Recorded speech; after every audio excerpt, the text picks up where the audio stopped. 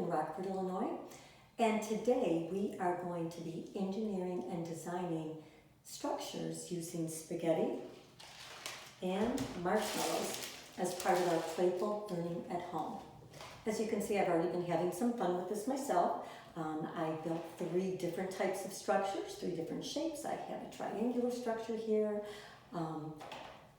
another triangular structure, and just a structure that I built squares on top of each other. You can have fun with this. They like to collapse and then you can push them back up. A lot of fun to work with these materials, and you can do any shape, any size you want.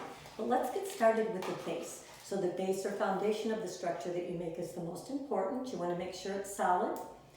And I'm just going to simply snap one of these noodles in half. I like to put 2 marshmallows on each end to provide for more support for my structure.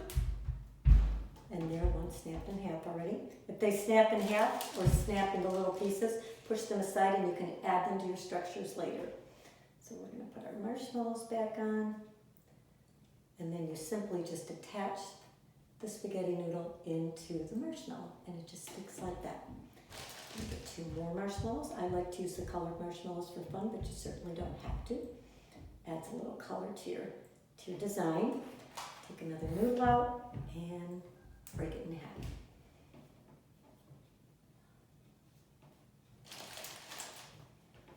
And again, you can make your base any shape you want. You can make it triangular, you can make it a square, a rectangle, as long as it's solid and you have something to build on.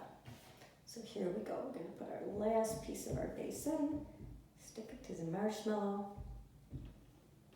and there you have it. There's the base.